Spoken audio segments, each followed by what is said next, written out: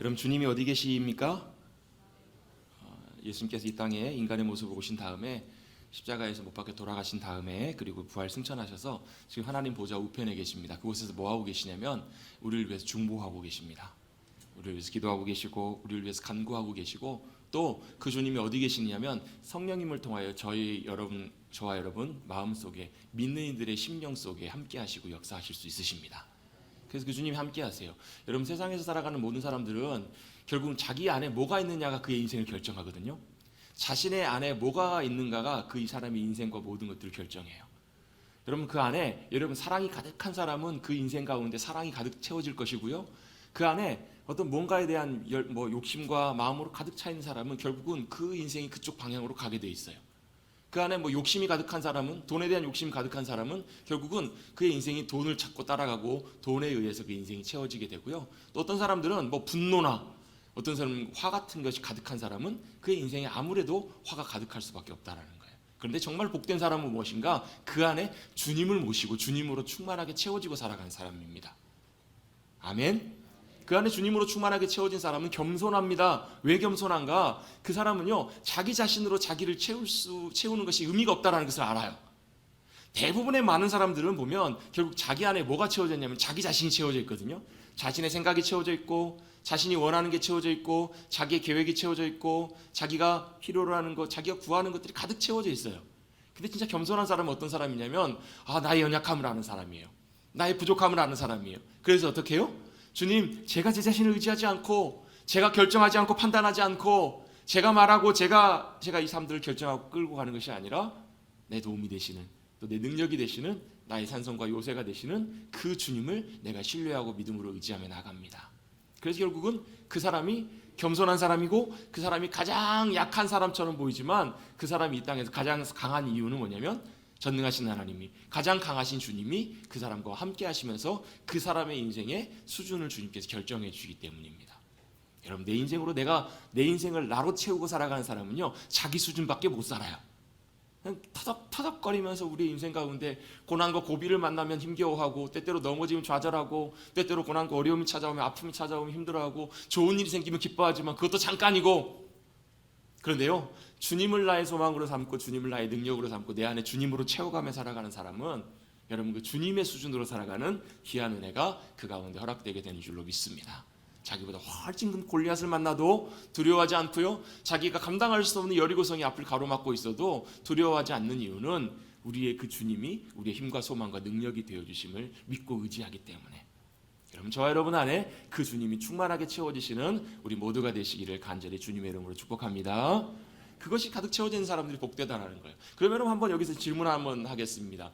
여러분 안에 뭐가 채워져 있으십니까? 다른 질문 하나만 드릴게요. 예수님 안에는 뭐가 가득 채워져 있으셨을까요? 예수님 안에는 뭐가 가득하셨을까? 예수님의 마음과 예수님의 생각과 예수님의 속에는 뭐가 가득하셨을까? 뭐가 가득 채워져 있으냐면요 아버지 하나님을 사랑하는 마음이 그 안에 가득 채워져 있으셨어요. 여러분 우리 인생의 길과요 우리 인생의 모든 길 속에 그 가장 바른 답과 모든 것들은 어디에 있냐면 하나님 아버지를 사랑하는 것에 그 모든 것들을 발견해 갈 수 있는 거예요. 하나님 아버지를 사랑하고 아버지를 사랑하는 그 가운데 사랑하는 그 마음과 중심 가운데 모든 것들을 다 발견해가고 정돈해가고 찾아갈 수 있는 거예요. 예수님 안에는 그 마음이 있었던 거예요. 하나님 아버지를 사랑하는 그 마음이 있었기 때문에 그의 예수님의 모든 인생은 하나님 아버지께서 기뻐하시고 가장 최선으로 인도하시는 가장 인생의 모든 것들을 다 성취하시고 이루시는 그래서 예수님께서 돌아가실 때 마지막에 무슨 말씀하고 돌아가세요? 무슨 말씀하시죠? 다 이루었다라고 말씀하고 돌아가세요. 여러분 그 인생이 진짜 복된 인생이잖아요. 주님이 우리의 삶을 이 땅에 보내실 때 계획하시고 준비하시고 예비하신 하나님의 모든 일들을 우리의 인생 가운데 다 쏟아부으시고 다 이루셨다면 그 인생이 여러분 가장 복된 인생이 아니겠냐는 거예요. 여러분 주님이 우리의 삶의 모델이시라면 가장 복된 삶을 인도하시는 주님이시라면 그 주님을 우리 안에 모시고 여러분 우리의 인생도 여러분 정말로 더할 나위 없는 가장 주님이 기뻐하시고 복된 인생으로 충만하게 채워져 가시기를 그래서 우리의 인생을 돌아보고 주님 앞에 섰을 때 감사와 그 은혜로 주님 인도해 주신 은혜에 감사합니다. 여러분 감사하며 찬양하며 할렐루야 기뻐할 수 있는 복된 저와 여러분 모두가 되시기를 간절히 주님의 이름으로 축복합니다.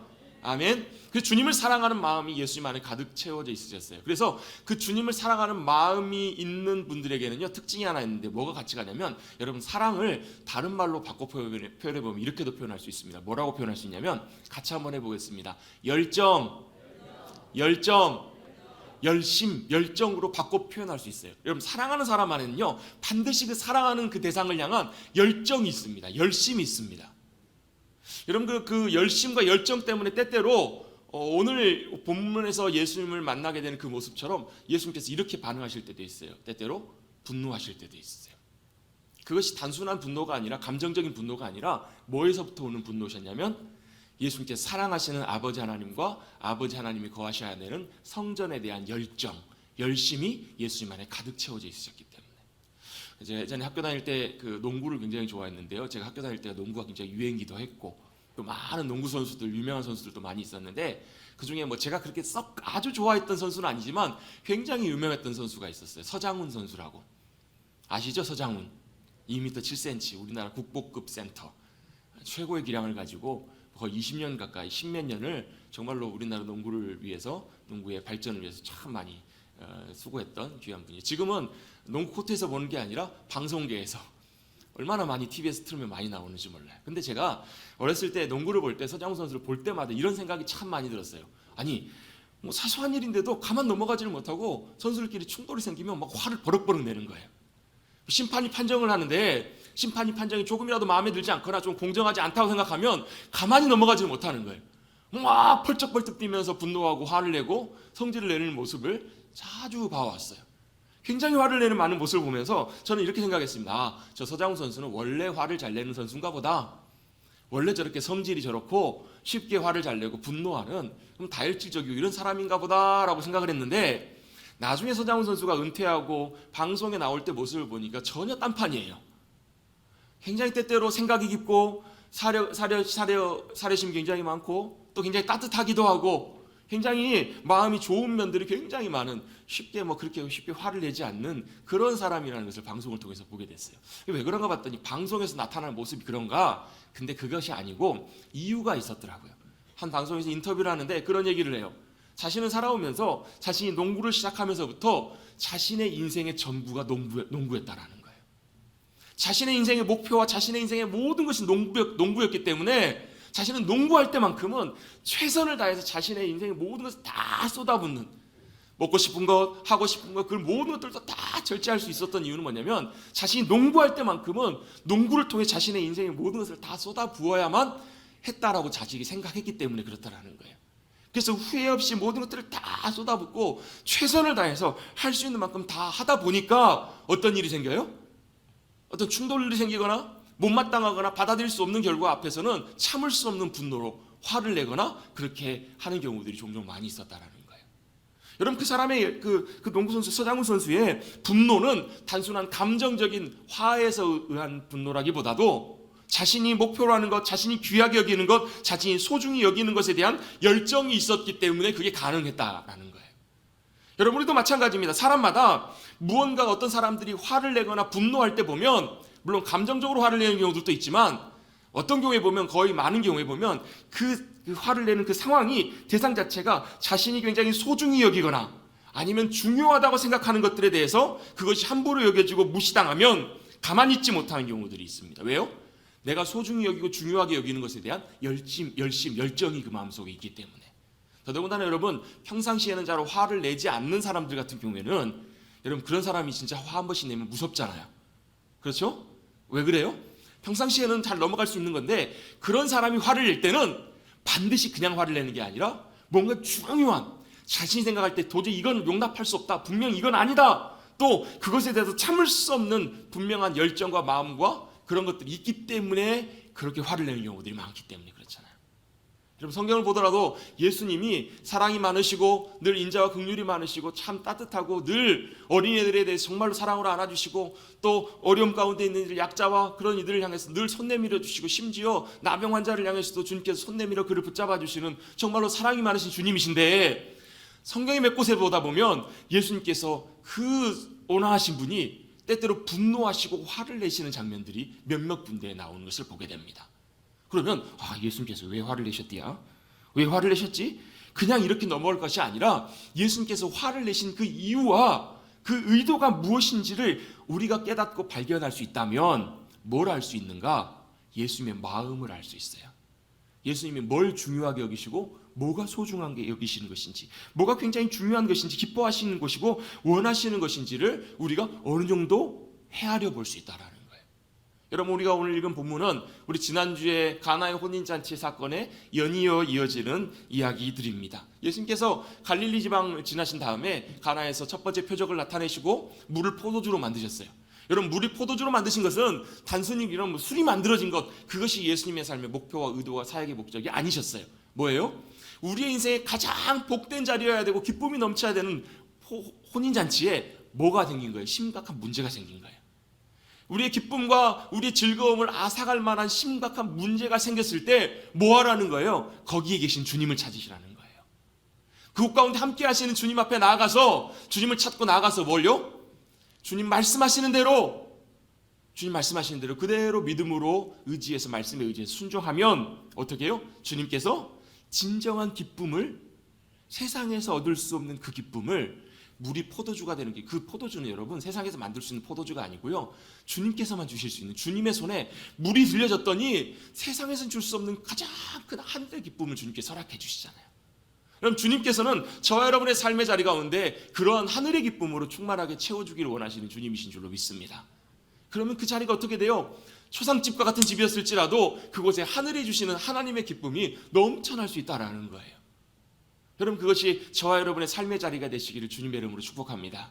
우리 가정들이, 여러분이 섬기는 모든 일터와 삶의 자리들이, 또 지금 처해 있는 여러 가지 형편과 처지들이, 현실들이 때때로 우리에게 기뻐할 만한 일이라기보다, 즐거워할 만한 상황이라기보다 때때로 정말 낙심하거나 아니면 걱정해야 될 그런 상황일지라도 주님이 주시는 물로 포도주가 바뀌는 그 기적을 통해서 보여주시는 하늘의 기쁨을 우리가 사모하며 나가시는 믿음의 백성들이 되시기를 주님의 이름으로 축복합니다.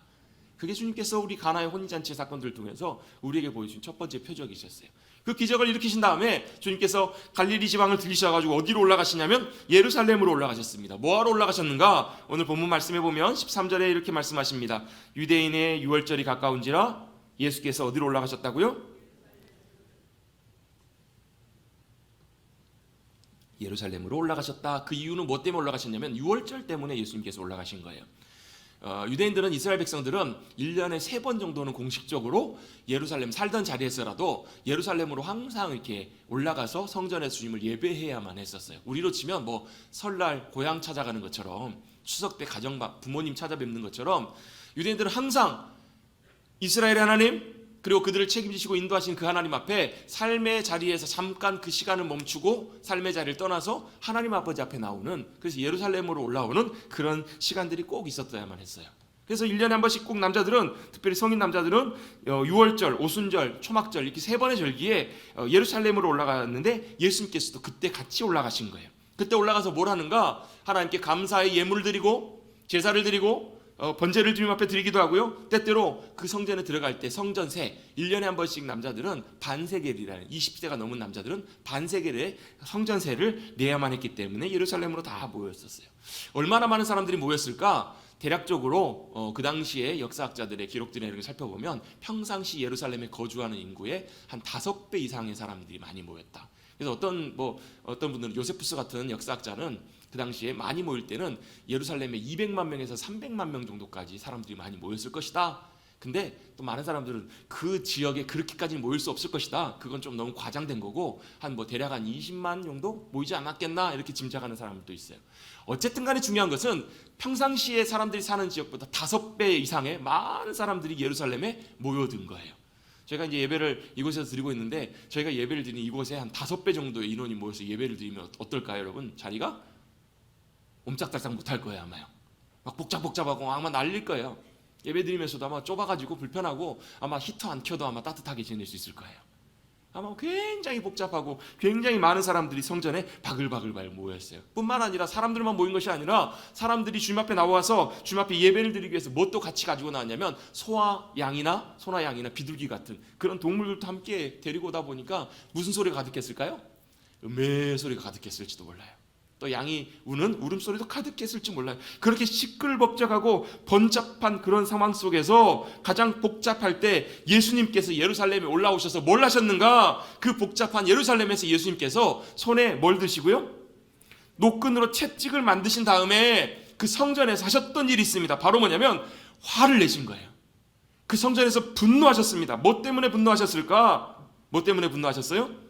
소와 양을 팔고 비둘기를 파는 사람들, 또 돈을 바꿔주는, 동전을 바꿔주는 그 사람들을 향해서 분노하시고 그들의 상을 엎으시고 그들을 내어 쫓으셨다라고 성경은 우리에게 말씀해 주십니다. 여러분, 예수님께서 특별히 이렇게 평상시에는 화를 잘 안 내시다가 이렇게 화를 내실 때는 특별한 이유가 있다고요. 분노하실 때는 이유가 있다고요. 그리고 그것이 굉장히 강렬하게 기억될 때가 참 많아요. 아마 여러분들께서도 아마 그렇게 뭐 부모님들이나 화를 평상시에 자주 내시는 분이면 그렇겠지만 잘 안 내시는 분들이 갑자기 화를 내시거나 아니면 크게 화를 내셨을 때 그게 선명하게 기억이 남으시는 그런 분도 계시죠?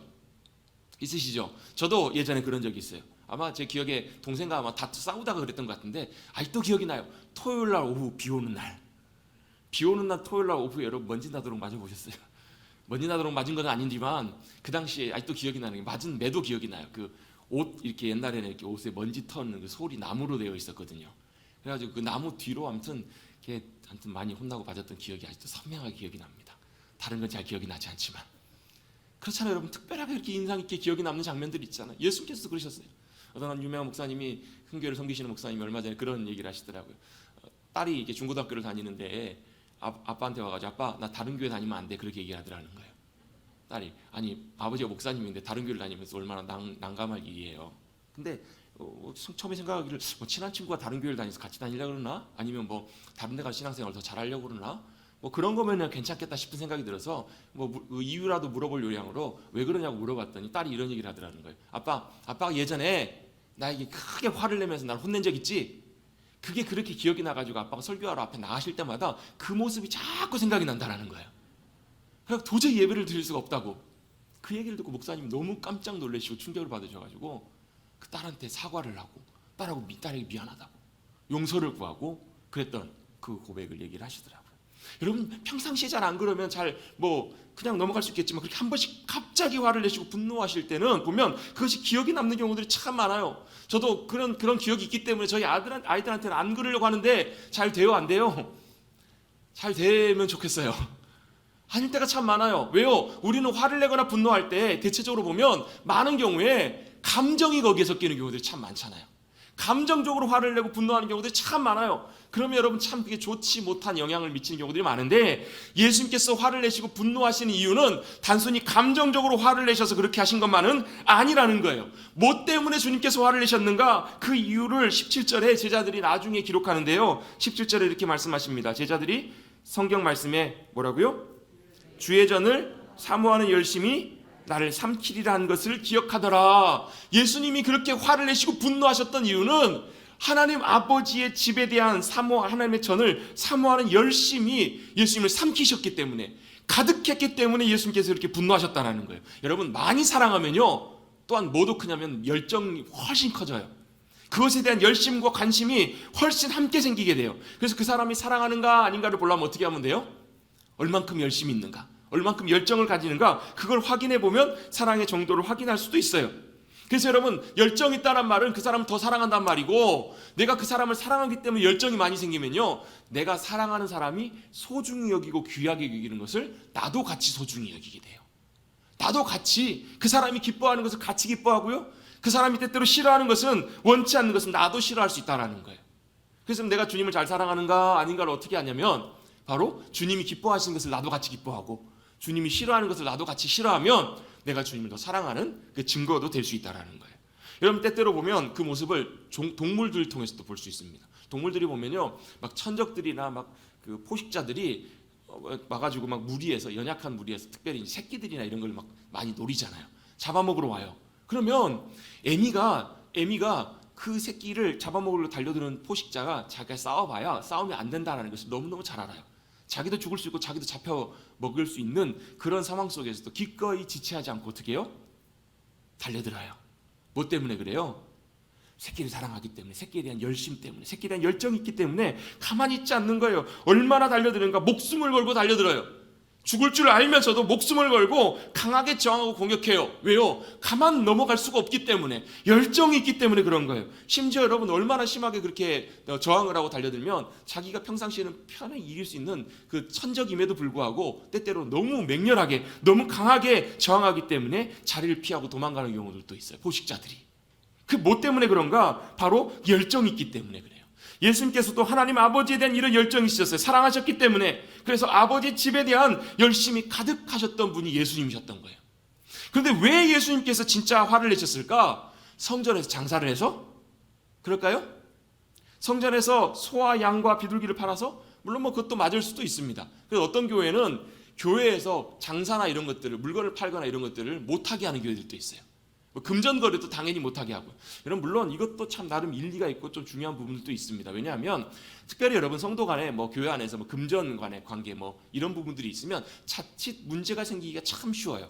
그게 여러분 세상에서의 문제라면 뭐 법정 소송을 가고 뭐 여러 가지 관계가 깨어지면 말겠지만, 여러분 하나님께서는 교회는 하나님의 한 영적인 가족으로 묶고 계신 공동체이거든요.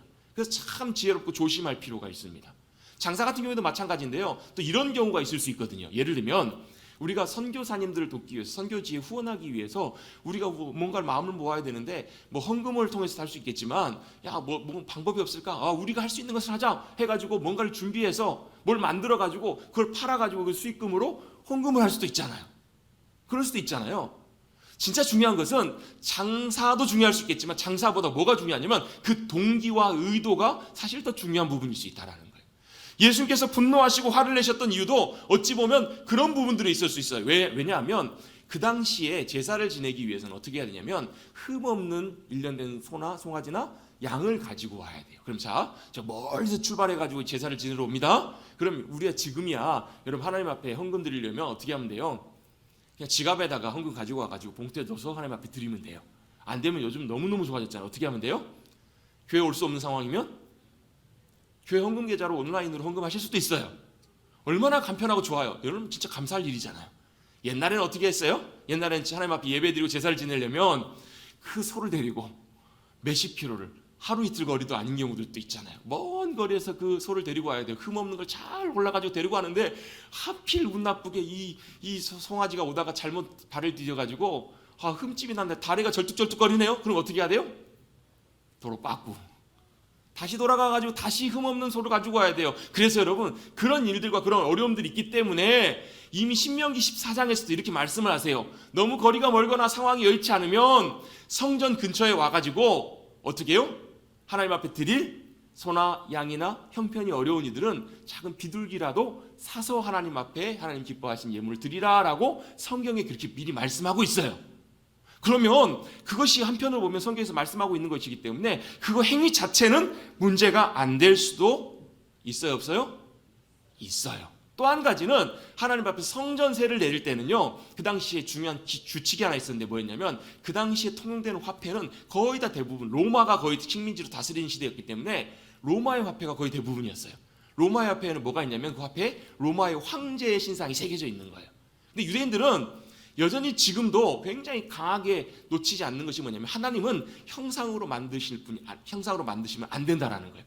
하나님을 형상으로 만들면 안 된다라고 믿었기 때문에 지금도 여러분 히브리 문화에 가보면 뭐가 없어요? 조각이나 이런 것이 거의 없어요. 조각이나 이런 것이 거의 없습니다. 헬라 문명에서 그런 것들이 많지. 사람들이 그걸 만들진 않는 거예요. 그래서 하나님 앞에 드리는 헌금이나 금화로 드리는 모든 성전세나 모든 것들은 뭘로 드렸어야만 했냐면 그 당시에 두로라고 하는 지역에서 주로 사용됐던 화폐, 그거는 이제 황제의 모습이 없는 그런 화폐였기 때문에 그걸로 뭘요? 바꿔서 성전세를 드려야만 했던 거예요. 자, 이해가 되시죠? 그러니까 이걸 바꿔줄 그런 사람들도 필요해요? 안 필요해요? 필요했던 거예요. 예수님께서 이것 자체를 문제를 삼으셨다기보다도 다른 문제가 있었는데 뭐가 문제였냐면 이런 행위들을 하는데 이런 행위들을 하는 사람들이 이걸 가지고 뭘 하기 시작했냐면 자기의 이윤을 남기기 시작한 거예요.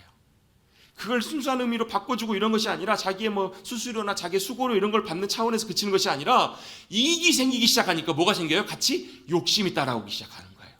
그것이 뭐와 연결되어 있냐면 여러분 소와 양을 데리고 가지고 오면 그것이 흠이 있는 것인가 없는가, 하나님 앞에 드릴 수 있는 것인가 없는가를 누가 판별하냐면 제사장들이 주로 그걸 판별을 해요. 그러면 제사장들이 어떻게 해요? 잘 흠이 없어 드릴 만한 것들을 장사하는 사람들과 관리하는 사람들과 뭘 해요? 이게 결탁을 해요. 그래서 이 사람에게 사온 양, 소나 이런 것들을 어떻게 해요? 패스시켜 주는 거예요. 근데 뭐 어디서 듣도 보도 못한 데서 데리고 온 소와 양들은 어떻게 해요? 꼼꼼하게 보고 쉽게 통과를 안 시켜주는 거예요. 그럼 어떻게 이 사람이 어쩔 수 없이 울며 겨자 먹기로 그 사람들에게 가가지고 그걸 사가지고 이렇게 살 수밖에 없는 거예요. 자, 이걸 사다 보니까 어떤 일들이 벌어져요? 이익이 생기기 시작하네요. 여러분, 사람이 이익이 생기기 시작하고 뭔가 이렇게 욕심이 들어오기 시작하면요, 여러분 그것이 점점 커집니다. 그래서 처음에는 정상적인 수준에서 진행하다가 나중에는 엄청난 폭리를 취하기 시작하는데요. 일반적으로 상용하는 뭐 이윤이 그 당시에 막 6분의 1 정도로 됐다고 치는데 나중에는 그것이요, 심지어는 막 16배까지 막 수십 배까지 막 올라오는. 그래서 특별히 가난한 사람들이 와가지고 비둘기를 한 마리를 주님 앞에 드리고 싶은데 비둘기를 사려고 하면 비둘기가 정말 작은 액수인데 그것이 여러분 어마어마하게 큰 액수로 비둘기를 사야만 하는 엄청난 폭리가 그 안에 들어가기 시작한 거예요. 여러분, 물질의 욕심이 들기 시작하고 맛이 들기 시작하고 여러분 욕심이 들어오기 시작하면 맛을 보기 시작하면 여러분 그게 절대로 그냥 그치는 법이 없습니다. 점점 커지기 시작해요. 그게 여러분 돈이 갖고 있는 어마어마한 힘이에요. 돈이, 물질이 갖고 있는 힘이요, 조금씩 여러분 그것에 맛을 들이기 시작하면 내가 그걸 취하기 시작하는데 문제가 뭐냐면 그걸 붙잡고 바라보고 가기 시작하면 봐야 될 것을 보지 못하는 경우들이 참 많아요. 그것만 보여요. 그리고 내가 처음에는 그것을 얻기 위해서 따라가는 것처럼 보이지만 결국은 나중에는 어떻게 되냐면 그 돈이, 물질이 나를 붙잡고 가요. 여러분, 그 당시 종교 지도자들, 그 당시에 그 일들을 감당했던 장사치들과 이런 사람들은 처음에 시작했을 때 어떨지 모르지만 예수님 눈에 보실 때는 뭐가 보였냐면 그 성전을 가지고 하나님 앞에 예배하는 그 예물을 가지고 뭐 했어요? 자신의 이익과 자신의 탐심을 채우는데 그것들을 사용하고 이용하게 됐다라는 거예요. 주님께서 보실 때 그건 감당할 수 없는, 그래서 주님께서 화를 내신 이유가 뭐였냐면 내 아버지 집을 뭐 하지 말라고요? 내 아버지 집으로 장사하는 집으로 만들지 말라. 여러분, 마태복음에는 뭐라고 나오냐면 강도의 소굴로 만들지 말라라고 말씀을 하세요. 왜요? 그만큼 사람들이 물질에만 욕심에 부리기 시작하고 돈만 보기 시작하면서 하나님의 성전을 가지고 하나님께 예배드리는 그걸 가지고 어마어마한 물질적인 이득과 욕심을 채우는 수단으로 전락해버렸기 때문에 그런 거예요. 여러분, 여기서 우리가 중요하게 생각해야 될 중요한 부분들이 여기 있습니다. 여러분, 돈을 또, 그래서 주님께서 말씀하신 이유가 뭐냐면 돈을 사랑하면 일만하게 뿌리가 된다라고 말씀하신 이유가 바로 거기 있는 거예요. 돈을 보기 시작하고 다른 것을 보기 시작하면 그거밖에 보이지 않아요. 자, 성전은 뭐 하는 곳이에요? 성전은 뭐 하는 곳이에요? 여러분, 이사야 56장 7절 말씀에 보면 내 아버지 집은 만민이 기도하는 집이다. 내 집은 만민이 기도하는 집이다라고 주님 말씀하세요. 자, 그 말은 기도만 한다는 뜻이 아니라 기도라는 뜻이 무슨 뜻이냐면 하나님 아버지를 찾고 구하여서 주님 앞에 나오는 곳이라는 얘기예요. 그래서 그곳 가운데, 영광 가운데 함께 하시는 그 주님을 만나는 곳, 그 주님 안에서 우리의 영혼이 회복되는 곳, 그 주님 안에서 우리의 영혼이 새로워지는 곳, 그 주님을 만나고 그 영광과 은혜로 충만하게 채워지는 곳이 바로 성전이어야 되는데 그 성전을 뭘로 만들어버린 거예요? 하나님의 영광이 거하시는 주님의 처소가 아니라 장사하는 시장으로 만들어버린 거예요. 강도의 소굴로 만들어버린 거예요. 그걸 주님께서는 견디실 수가 없으셨던 거예요. 물론 여러분, 처음 교회를 다니기 시작하고 신앙생활을 하기 시작하면 우리가 뭘 보고 교회를 나오기 시작하냐면 하나님께로부터 얻게 될 무언가를 우리가 구하고 바라는 마음으로 주님 앞에 나와요. 교회를 나오기 시작해요. 어떤 분 같은 경우에는 뭐 질병 때문에 질병을 낫기 위해서 주님 앞에 처음 나와서 예수 믿기도 하고요. 어떤 경우에는 뭐 경제적인 문제 때문에 아니면 여러 가지 문제 때문에 그 이유와 그것이 그 문제 해결되기 위해서 주님 앞에 나와서 예배를 드리고 신앙생활을 처음에 시작하는 경우들이 굉장히 많으세요. 그것 자체가 나쁜 건 아니에요. 근데 뭐가 문제냐면 그렇게 신앙생활을 하고 우리의 믿음이 조금씩 자라가기 시작하고 주님의 마음을 알아가기 시작하면 여러분 거기에 머물러서는 안 된다라는 거예요. 그게 뭐가 문제냐면 그것을 거기에 머무르고 그걸 보기 시작하면 여러분 우리가 진짜로 붙잡아야 될 것을 놓쳐버리기 때문에 그래요. 그걸 성경에서 다른 표현으로 뭐라고 표현할 수 있냐면 기복주의라고 표현할 수 있어요. 기복주의. 기복주의, 복을 구하는 것이 뭐가 문제인가? 그것 자체가 문제가 아닐 수도 있지만 뭐가 문제냐면 기복주의의 가장 큰 문제는 뭐냐면 하나님이 아니라 복을 따라간다는 데 있어요. 하나님이 아니라 그 답과 그 문제를 따라간다는 거 있어요. 우리가 얻을 그걸 구하고 따라간다는 거 있어요. 여러분, 하나님을 믿고 의지하고 신뢰하고 따라가는 것이 아니라 내가 얻을 그것을 보고 따라가기 때문에 그래요. 내가 원하는 거 얻는다는데 그게 뭐가 문제야? 내가 원하는 복을 얻기를 원하는데 그게 뭐가 문제야? 라고 생각할 수 있겠는데요. 그게 뭐가 문제냐면 이런 문제가 있습니다. 내가 원하는 복이, 내가 원하는 것이 다 이루어진다고 해서 그게 진짜 나의 복이 아니라는 거예요. 한번 예를 한번 들어볼까요? 여러분이 지금 간절히 바라고 원하는 것이 있어요. 아, 이렇게 됐으면 좋겠다.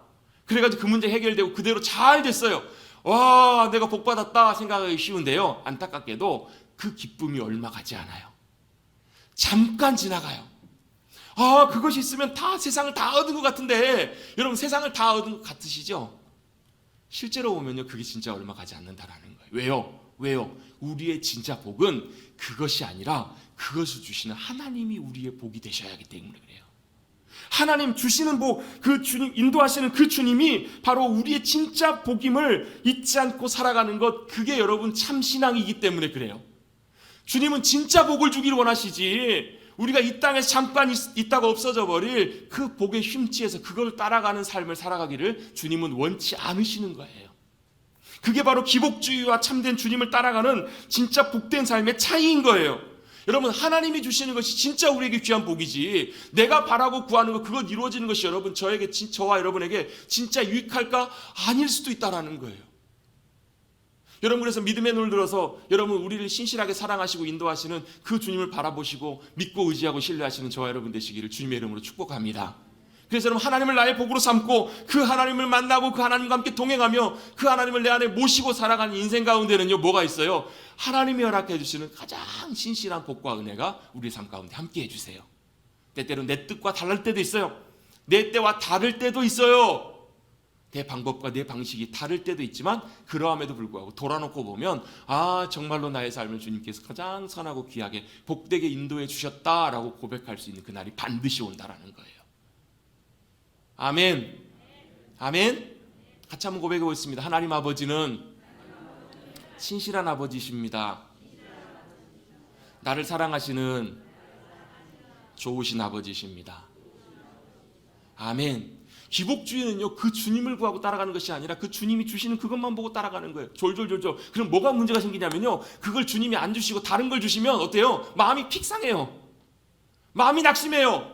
마음이 화가 나요. 마음에 짜증이 들어오기 시작해요. 불평이 들어오기 시작해요. 원망이 들어오기 시작해요. 아니, 주님이 분명히 예배해두고 계시는데, 주님이 분명히 좋은 것들로 채워주시고 인도하기를 원하시는데 그걸 안 주시면 믿음으로 주님을 신뢰할 수 없는 거예요. 누구처럼요? 광야의 이스라엘 백성들처럼.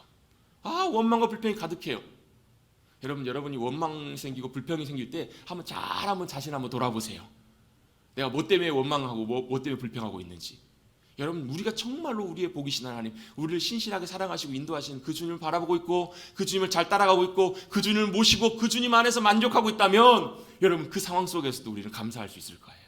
왜요? 분명히 그 상황 속에서 주님이 정말로 귀한 것들로 인도해 가시고 역사해 가실 것을 믿고 신뢰할 수 있기 때문에 그 주님을 만나고 그 주님과 함께하는 곳이 바로 성전이어야 된다는 거예요. 근데 그것을 구하는 것이 아니라 뭘 구하는 거예요? 자신의 탐심과 자신의 이익으로 자기가 원하는 것들을 배불리고 채우는 그들을 향해서 주님께서 분노하시는 거예요. 여러분, 기복신앙의 위험이 이거예요. 기복신앙의 위험은요, 마치 자판기와 같아요. 자판기는 뭐예요? 커피 내놔라. 그럼 내놔요, 안 내놔요? 안 내놔요. 어떻게 해야 돼요? 돈을 넣어야 돼요.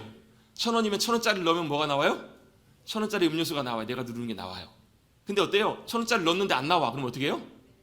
발로 차요. 주인애가 많이 해보셨나 봐요. 웃으신 거 보니까. 주인애가 가지고 막 따져요. 왜요? 내가 왜 넣었는데 왜 안 나와? 이게 기복주의라는 거예요. 내가 하나님 앞에 요만큼 드렸는데 왜 하나님 나한테 안 주셔? 여러분, 하나님께서는요, 우리가 뭐 이렇게 하나님 앞에 드렸다고 해서 우리에게 주시는 분이 아니세요, 여러분. 우리가 하나님 앞에 드리든 안 드리든 주님께서는 아들 예수 그리스도까지 우리를 위해서 있는 것 없는 것 다 주신 분이 바로 우리 하나님 아버지세요. 아멘. 여러분, 로마서에 말씀하시잖아요. 로마서 8장에 보면 아들까지 우리를 위해서 내어주신 그 하나님이 우리를 위해서 가장 좋은 것으로 주시지 않으시겠냐는 거예요. 여러분, 자녀 사랑하시죠? 사랑하시기 때문에 다 해주고 싶으시죠? 근데 뭐가 문제예요? 다 해줄 수 있는 능력이 없잖아요. 근데 하나님은 그런 능력이 있으신 분이세요. 다 해줄 수 있는 분이세요. 그래서 뭐 하지 말라고요? 낙심하지 말라고요. 실망하지 말라고요. 의심하지 말라고요. 우리의 뜻대로 다르다고 할지라도 하나님, 내가 이거 눌렀는데 왜 안 내놓으세요? 왜 안 주세요? 그게 아니니까 그럴 수 있죠. 더 좋은 것을 주시고 하나님께 다른 계획과 생각으로 하늘의 귀한 것들로 채워주시기 위해서 주님께서 그렇게 하실 때가 있다라는 거예요. 근데 기복신앙은 그게 보이지 않아요. 기브 앤 테이크예요. 기브 앤 테이크는 뭐예요? 내가 테이크 하려면 뭐가 있어야 돼요?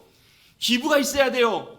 드리는 것이 있어야 돼요. 여러분, 하나님과 우리의 관계는 기브 앤 테이크의 관계가 아니에요. 여러분, 사랑의 관계는요 절대로 기브 앤 테이크, 주고받는 관계가 아니라 다 줄 수 있는 관계여야 돼요. 기쁨으로 다 끌어안을 수 있는 관계가 진짜 사랑의 관계라는 거예요. 여러분, 그것이 바로 하나님과 우리와의 관계임을 여러분 잊지 마시기를 주님의 이름으로 축복합니다.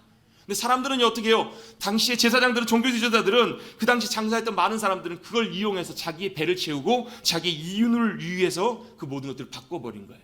여러분, 그날은, 그 당시에는 6월절이에요. 6월절은 뭐 하는 날이지만 구원의 잔치가 일어나는 날이에요. 구원의 잔치가 일어나야 될 그곳에서 하나님이 영광 가운데 함께 하시고 기뻐하셔야 되는 그곳에서 뭐 하는 거예요? 장사의 자리가 벌어지고 있는 거예요. 자기의 이익을 남기는 자리로 상업적으로 완전히 변질돼 버린 거예요. 여러분, 지금의 살아가는 우리의 믿음과 신앙의 삶도 똑같습니다. 여러분, 우리 안에 탐심이 들어오기 시작하고 교회 안에 탐욕과 세상이 들어오기 시작하면 여러분, 성전도 마찬가지로 지금의 교회도 똑같이 장사하는 소굴이 될 수 있어요. 지금도 똑같이 하나님의 교회가 아니라 이름만 하나님의 교회고 겉으로 보이는 것만 하나님의 교회고 거기에는 하나님께서 함께 하시지 않는, 하나님이 기뻐하시지 않는 그러한 여러분 사람들만 모이는 그런 자리로도 바뀔 수 있다는 거예요. 여러분, 교회 안에는 세상이 들어오는 것이 아니고 세상의 방식이 들어오는 것이 아니고 하나님이 기뻐하시는, 하나님이 원하시는 그것만 그곳 가운데 가득해야 되는 줄로 믿습니다. 여러분, 교회가 변질되면, 성전이 변질되면, 교회가 세상이 들어오기 시작하고 바뀌기 시작하면 주님은 분노하십니다. 그 분노는 뭔가 하나님 그냥 화내시는 것이 아니라 진짜 참된 성전의 목적이 회복되고 정말로 성전이 주님이 기뻐하시는, 주님이 거하시는 처소로 회복되길 원하시는 주님의 열망이심을 우리가 기억해야 될 줄로 믿습니다. 과연 주님께서 지금 우리가 다니는 교회들, 머릿돌 교회를 보시면서 이 땅에 있는 많은 교회들을 주님이 방문하시고 오셨을 때 과연 뭐라고 하실까? 혹여라도 정말로 노끈으로 채찍을 만드셔서 정말 하나님 아버지의 집을 장사하는 자리, 너희 욕심을 채우는 곳으로 만들지 말라. 너희의 목적을 위해서 이곳을 이용하지 말라. 너희의 목적을 위해서 하나님을 수단 삼지 말라. 여러분, 하나님은 우리의 복을 채워주시기 위한 수단이 아니세요. 도구가 아니시란 말이에요. 여러분, 하나님은 우리에게 전부를 다 주실 수 있는 분이시지만 우리의 목적과 의도로 우리가 마음대로 좌지우지할 수 있는 분이 아니라 하나님은 주인이세요. 주님이세요. 그래서 그 주님이 역사하시고 임하시면 어떤 일들이 벌어지냐면 하늘에 풍성한 것들이 부어져요. 여러분, 그 가장 대표적인 예가 언제냐면 엘리야 시대인 것 같아요. 엘리야 시대에, 아합 왕이 다스린 시대에 영적으로 다 타락하고 모든 것들이 다 무너져 버리고 우상을 따라가고 하나님 말고 다른 것들을 따라가는 그 시대에 하나님께서 엘리야를 부르셔서 뭐라고 말씀하시냐면 손을 들고 기도하라는 거예요. 하늘을 향해서 기도하라. 하늘이 막힐 거라고. 여러분, 하늘이 닫힌다는 말은 단순히 비가 안 온다라는 얘기가, 비 안 오면 우물 파면 되죠, 이런 차원이 아니라는 거예요. 여러분, 하늘이 닫혀도 비가 안 온다는 얘기는 단순히 비가 안 오는 것이 아니라 하늘의 은혜와 하늘의 생명이, 하늘의 영광이, 하나님 함께 하시는 모든 것들이 다 차단됐다는 거예요. 끊어져 버린 거예요. 여러분, 하나님께서 함께 거하시지 않으시면 그 모든 것들이 끊어집니다. 여러분, 언제 그것이 다시 회복이 돼요? 엘리야가 나중에 3년 반의 시간이 지난 다음에 다시금 그 땅 가운데 갈멜산에 무너진 하나님을 제사하는, 예배하는 그 제단을 다시 다 회복한 다음에 그곳 가운데 주님께서 불처럼 다시 임하시고 하나님이 그 예배를 받으시고 그곳 가운데 다시 임재하실 때 엘리야를 통해서 기도하게 하세요. 손바닥만한 구름이 다시 오게 하세요. 그리고 뭐가 쏟아져요? 다시금 그 땅에 비가 회복된 것, 하나님의 은혜가 회복되고 하늘의 놀라운 역사와 인도하심이 회복되는 그 은혜가 바로 그때 회복됐던 것처럼 주님은 지금 살아가는 우리들에게도 마찬가지로 주님이 기뻐하시는 참된 성전이 주님이 회복되기를 원하십니다. 아멘. 정결케 되기를 원하십니다. 우리 안에 있는 탐심과 우리 안에 있는 불의와 우리 안에 있는 정욕들과 우리 안에 있는 악한 모든 것들과 우리 안에 있는 음란과 사술과 모든 것들이 정결케 되고 주님이 거하시기에 합당하신 주님의 귀한 성전으로 우리가 정결케 되고 회복되기를 주님은 원하시는 거예요. 그걸 어떻게 할 수 있어요? 주님께서 성전을 정결하게 하실 때 사람들이 와서 따집니다. 당신이 무슨 권리로 이렇게 하십니까? 당신이 도대체 무슨 권리로 이렇게 얘기하시는지 우리에게 증거를 보여주십시오. 그 권한을 우리에게 보여주시오. 우리에게 그 표적을 보여주시오라고 했더니 예수께서 뭐라고 말씀하세요? 이 성전을 헐라 내가 3일 만에 다시 세우리라. 아니, 말도 안 되는 소리 하지 마시오. 이 성전은 46년 동안 지었던 성전이요, 사실 그때도 아직 완공이 덜 돼요. 언제 완공이 되냐면 그 이후로도 한참 시간이 지나서 AD 64년에 이 성전이 완공이 돼요. 그러니까 거의 한 70년 가까이 성전을 지어서 완공한 성전이에요. 근데 주님이 보시는 성전은 무슨 성전이에요? 예수님이 세우실 성전이라는 거예요. 눈에 보이는 성전뿐만 아니라 예수님이 십자가에 돌아가시면서 예수님이 자신의 십자가의 죽으심과 부활로 세우실 바로 주님이 몸된 성전을 세워가기를 주님은 말씀하시고 약속하시고 그걸 그대로 이루셨던 거예요. 그래서 우리에게 중요한 것이 그것입니다. 그 주님을 모시고 살아가는 우리 모두도 주님의 성전이라는 거예요. 고린도서 6장 19절에 이렇게 말씀하십니다. 바로 너희가 하나님의 성전인 것과 너희 안에 하나님의 영이 거하시는 것을 너희가 알지 못하느냐? 여러분, 하나님의 성전이란 말은 하나님이 거하시는 곳이란, 하나님이 거하시는 집이라는 뜻이에요. 여러분, 저와 여러분 안에 주님이 거하신다면 저와 여러분도 하나님의 성전인 줄로 믿습니다.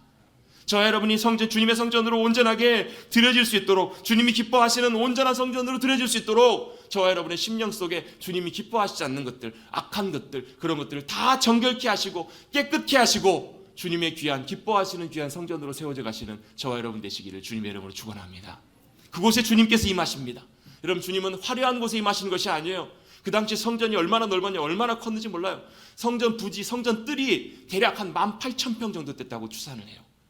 저희 교회 부지가 한 1,500평 정도 되니까 10배 이상, 15배 정도 되는 어마어마한 땅에 성전이 세워져 있어요. 얼마나 화려하고 얼마나 웅장하고 얼마나 대단한지 몰라요. 근데 주님께서 보셨던 것은 그것이 아니에요.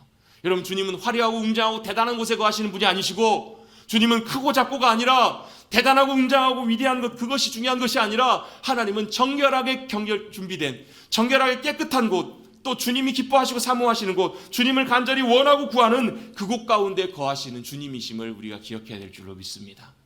두세 사람이 내 이름으로 모였던, 아니 한 사람이 주님 앞에 모였더라도 그 마음이, 그 삶이, 심령이 주님 앞에 드려지는 온전한 성전으로 드려진다면 주님은 반드시 그 가운데 함께 하십니다. 그리고 그 가운데 임하셔서 주님의 성전으로 주님이 영광 받으시고 기뻐하시고 온전하게 주님의 놀라운 일들과 역사심들을 나타내 주실 줄로 믿습니다. 그 주님의 성전이 회복될 때 그 성전에서 주님 만나는 기쁨과 감격이 넘쳐날 것이고요, 그곳에서 하늘의 기쁨과 하늘의 은혜와 생명이 풍성하게 넘쳐나는 것을 우리는 놀랍게 경험하고 누리며 살아가게 될 줄로 믿습니다. 아멘. 저와 여러분의 심령이, 삶이 그렇게 귀한, 주님이 기뻐하시는, 주님이 영광 가운데 함께해 주시는 귀한 성전으로 회복되시는 저와 여러분, 우리 모든 심령 시민들이 되시기를 간절히 주님의 이름으로 축복합니다. 뿐만 아니라 더 나아가서 우리가 함께 이곳에서 모이고 예배드리는 이 머릿돌 교회가 정말로 주님께서 영광 가운데 함께 하시고 기뻐하시고 원하시는, 늘 거하시는 귀한 주님의 성전으로 더 잘 회복되어져 가서 이곳에 임하시는 그 주님, 이곳에 역사하시고 이곳에 함께 하시는, 이곳에서 기뻐하시고 주님의 놀라운 사랑과 은혜와 영광을 나타내 주시는 귀한 주님이 거하시는 귀한 처소가 될 수 있게 되기를 간절히 주님의 이름으로 축원합니다. 하나님의 영광이 머무시는 영광스러운 귀한 교회가 되기를 간절히 소망합니다. 기도하겠습니다. 하나님 아버지, 감사합니다. 오늘도 주님을 귀하게 예배하는 귀한 날, 이 시간 주님 앞에 나와 예배드리게 하여 주시니 감사를 드립니다. 주님 앞에 나와 예배드리는 예배가 그냥 헛되이 드리는 예배도 아니고, 그냥 왔다 그냥 가는 예배도 아니고, 영광의 주님의 보좌 앞에 믿음으로 나와 그 주님을 믿음으로 바라보며 그 주님을 만나기를 사모하여서 그 주님의 은혜로 영광으로 충만하게 채워지고 주님 만나고 돌아가는 귀한 시간인 줄로 믿사오니, 우리의 심령이 이곳에 모이는 우리의 이 처소가, 이 자리가 주님이 기뻐하시고 원하시는 거룩한 성전으로 온전하게 세워져 가고 회복되어져 가는 복된 자리가 될 수 있도록 주님 축복하여 주시옵소서. 너희가 하나님께서 거하시는 하나님의 성전인 줄을 너희가 알지 못하느냐? 먼저 우리의 심령과 우리의 마음과 생각이 거룩하게 정결케 되게 하여 주시고 구별되게 하여 주셔서 주님이 찾으시고 원하시는, 기뻐하시는 거룩한 처소로 회복되고, 그렇게 회복된 한 사람 한 사람이 함께 모여서 이곳에서 예배드릴 때 영광 가운데 함께 하시는 그 주님을 배우는, 그 주님을 만나는 귀한 복된 머릿돌 교회, 주님이 기뻐하시는 거룩한 참성전으로 회복될 수 있도록 주님께서 축복하여 주시옵소서. 이곳 가운데 늘 함께 하시고 하늘의 놀라운 은혜와 생명과 복과 역사하심들이 넘쳐나기를 간절히 소망하며 주님의 영광으로 가득 찬 성전이 되기를 원하오며, 이 모든 말씀 거룩하신 예수의 이름으로 간절히 기도하옵나이다. 아멘.